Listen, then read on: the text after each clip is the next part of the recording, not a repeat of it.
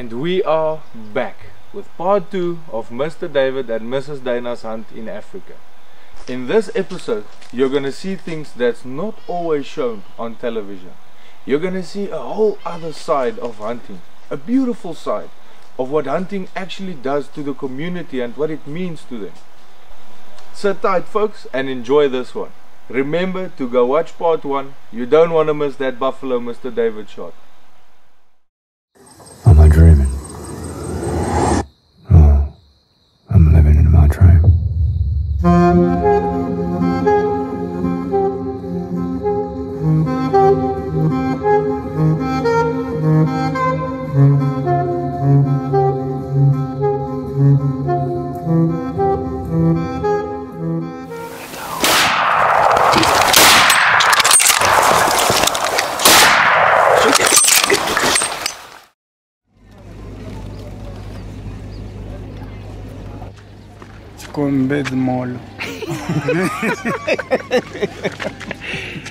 The power. It makes me power. Fani arranged for me to go down to South Africa, get some medical attention, so we raced down there and we got some medical help. They put an IV bag on me. I started feeling better immediately, just laying on the doctor's table. And while we were gone, the team found a couple different groups of bulls while we were out. And so we made a plan, had lunch, made a plan.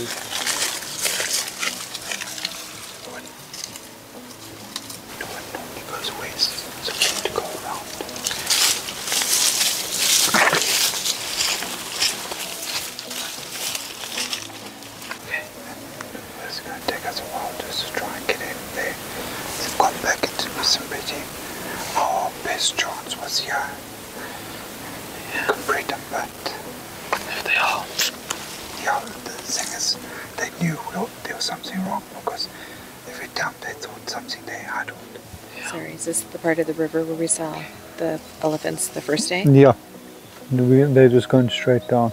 Okay. They're not like yesterday when we were busy playing with them there, they'll feed in, sleep in and stuff like this. Yeah, this is what we call gouache, and it runs directly straight to the river. And that's what they're doing, they're just following it and then in a line going. There's no sign of them even feeding. Okay. Okay, well, let's go back.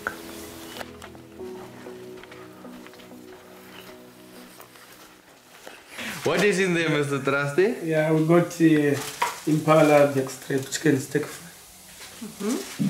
White rice. White rice. Broccoli. Broccoli. Yes. We've got mushroom sauce. Mushroom sauce. Yes. Yes. Just open, show the people how it looks in here for the coals and stuff. Okay. Open that one. Put the firewood inside here. The whole thing about having clients come into this area is to help the community. But the main goal is to teach the community that each individual animal has got a value. Because in Africa, as I know it's harsh to say, but in Africa, if something does not have a value, they do not respect it, and then they'll destroy it. So unless those animals have a value, have a monetary value, that's what people don't understand. It has to be a monetary value. Like their cow, like their goat, it has to have a value. And if those animals have a value, the people are willing to look after it. What are you guys looking at? What are you looking at? The scenery. Beautiful. Just beautiful. I mean, every location you took us to was more beautiful and different than the next. You never knew what you were going to encounter. And you look into the park, and then you look back at where we're hunting across the river from the park, and it's like, this is the park as well. It's so beautiful. the rolling hills, the river bottoms, The thick brush. the thick brush, the mupani trees all over the place. It's beautiful. When I see water like this, all you want to do is just get a line in the water. Unfortunately, or fortunately, we're still hunting elephant. But after that, this is the place I'm coming to. So we made a plan, had lunch, made a plan, headed out, and got on to this group here. Das ist down there. You see, and this is all old. But Fresher. no, they behind DJ. Yeah. He had a nice long dump there. And he's wandered around this tree. To see an animal that enormous up close Oh, was exciting, exhilarating. And going through some of those thick areas looking for them. yeah. Where do you hide an elephant? I don't know, what are they, a 2-ton animal or something like that?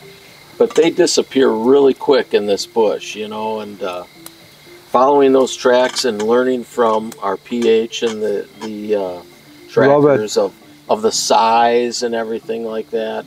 I didn't think I'd be this taken away with elephant hunting.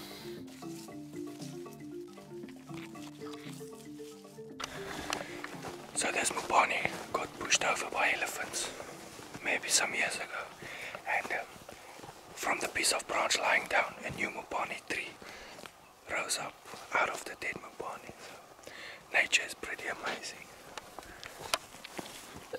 You know, hunting with you, Ben, has been pretty outstanding. I think you're a very confident person that puts out a plan that's very clear and helps us, you know, new to Zimbabwe, new to you, new to Thaba Mmoyo Safaris, and new to this type of hunting.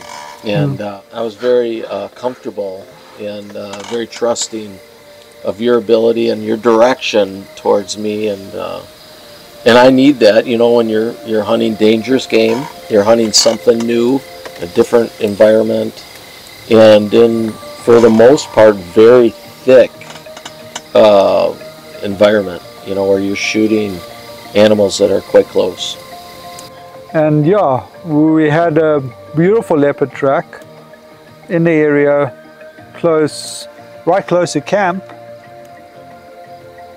And yeah, they didn't get on bait.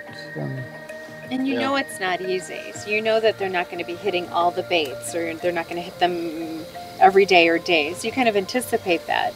And each time that you go out to check the baits, and you have high expectations, and you're waiting to see what the signs are, what the tracks are, and it's like, oh. But I think any true hunter realizes that, you know, there's no guarantees. Right, it's hunting. This is hunting. You know, it's not a game farm. It's not an animal that's tagged or collared or whatever. No, it's a wild. This is real wildlife hunting, and you take what God gives you, right? Yeah. So our trackers is always asking me, hey, why are you filming me? For what reason? And then I realized they don't know. So that's why we made a movie night for them. I showed them all the videos I made that some of them are featuring in. And man, did they love that.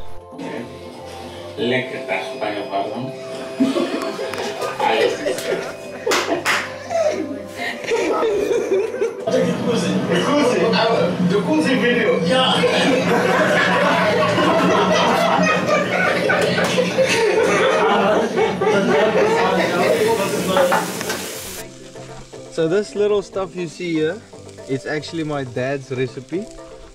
Tell us a bit more. We call them dirt cakes. What is that, sir? That's my Cape Buffalo right here. We had some elephants breaking branches from the campsite, so we're just sitting here in the bush now listening. Maybe we can hear where they are at the moment. Then we're gonna set off as soon as we can see the tracks. No, I think this morning we are going to get the elephant because we have seen a good nest going through How many? about four. Four. Big bull tracks. But the one is too much big. Is it? Yeah. Okay. No, let's go. Okay.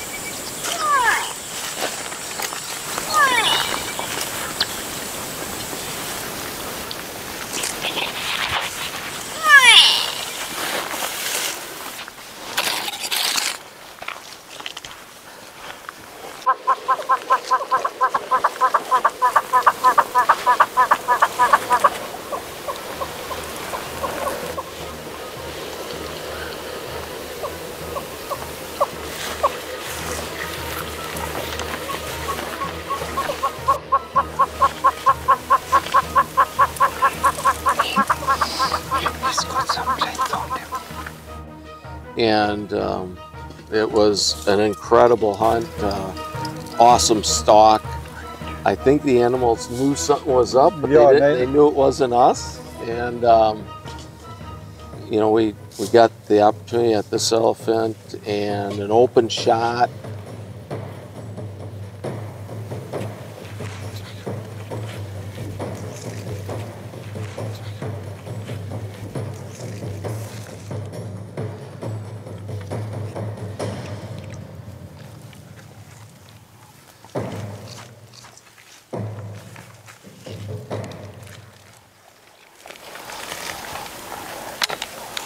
But a lot of the experience is, you know, learning about the people, how they live, where they live, stuff like that. And that for me, that's very rewarding. It's not just about putting something on the wall. You know, my dad always told me, he's like, you know, to get the animals always the bonus. You know, you go there for the experience, meeting the people, having the stories, and sharing those stories.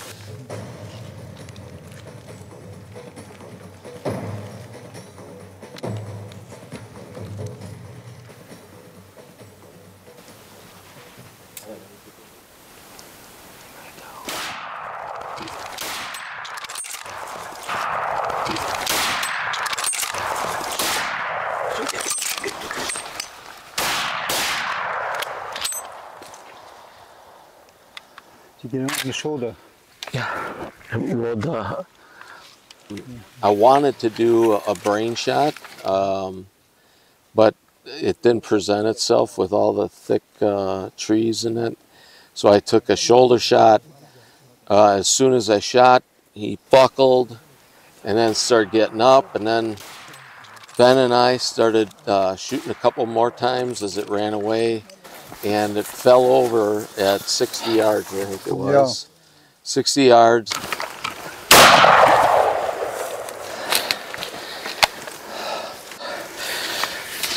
We gotta stop being quiet.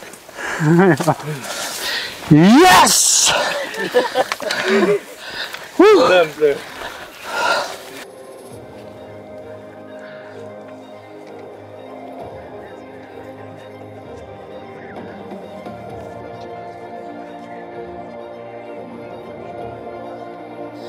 Exhilarating hunt. You know, my father's hunted elephant a couple times, so you know, I really look up to what he has to say and the stories and advice and stuff like that.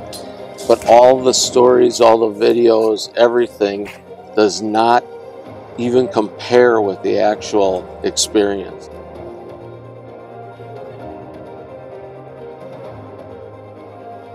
In a lot of ways, this is going to be some of the only protein they're going to get. Yeah, it's sad to say, but walking, you know, going through the towns and meeting the people, then you truly understand. Somebody can tell you, but when you can put your own eyes on it, it's pretty cool.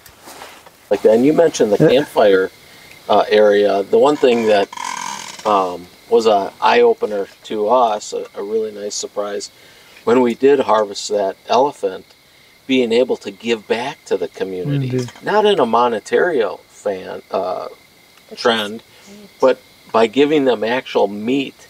And I don't know how much protein they get, but you guys had mentioned that they don't get a lot of protein. No, they it's don't. mostly the crops that they grow in their fields. To get this this meat, I think, is a great win for you guys and for us to see that actually happen. It is really heartwarming. It was very Yeah. rewarding. But you also realize, how much we have, and we try not to take it for granted, but they have so little, and And they're happy. Okay, so today we've harvested all the elephant meat. So there was about 350 people here waiting. We started with the older people first, and then the children, and then after that the normal women, men and women. So you can just see the masses standing and waiting for a piece of meat. Seeing that it was a dry season this year and the elephants destroyed most of their crops. This is some of the only food they will get in the next couple of months. So This is our community which benefit from that meat. We benefit meat and then man for campfire. We are now building our clinic. Then at Patel again, we have got a secondary school. At Malipat Secondary, we are building 2 blocks through by campfire program. But today we are trying to give the community the meat. So I thank you. Yours by African Book. So this is what the native people do to preserve their meat. So this is the elephant Mr. David shot a couple of days ago. Yeah, looks tasty, but I will not eat this.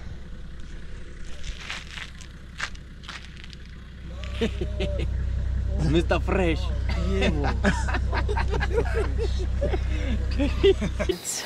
David said to me, he says, listen, Dana can shoot. She can shoot well. And I said to David, I said, do you know what?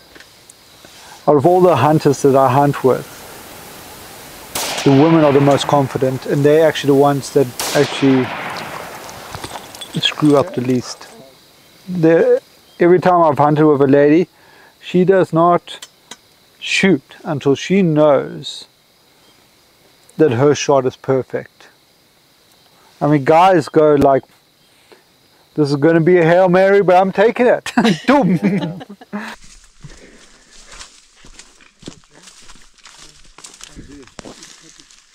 Nice blanket for everyone.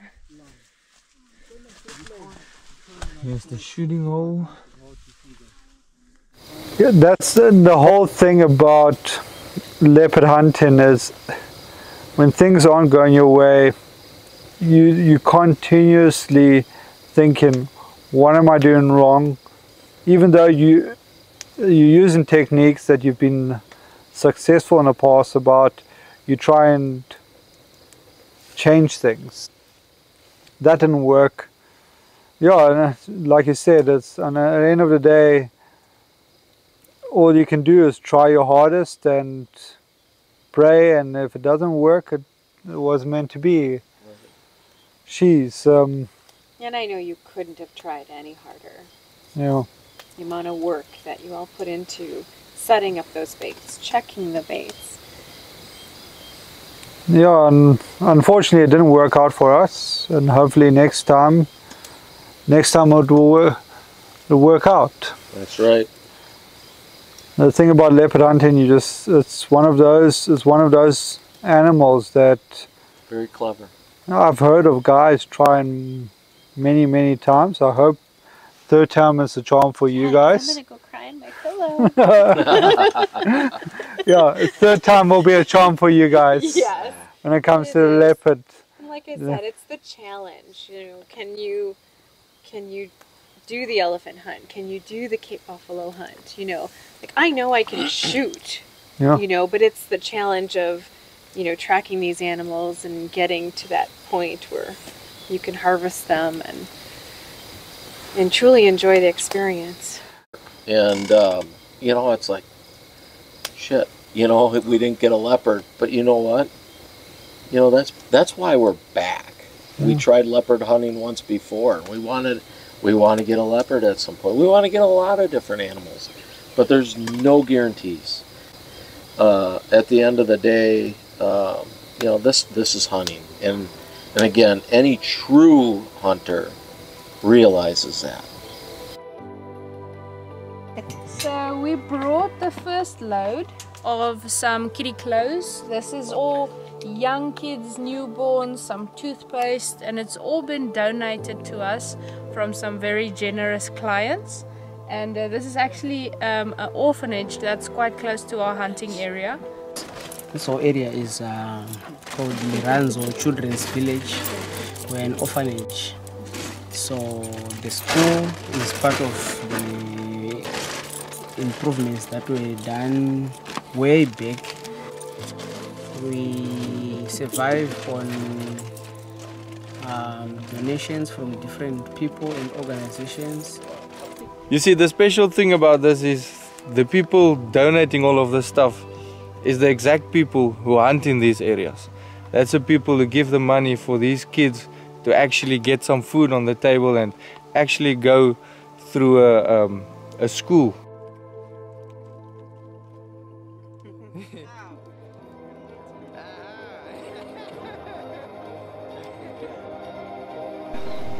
Mr. David, Miss Dana, you guys hunt for the right reasons. It was an absolute pleasure sharing the ups and the downs of the last 18 days with you guys.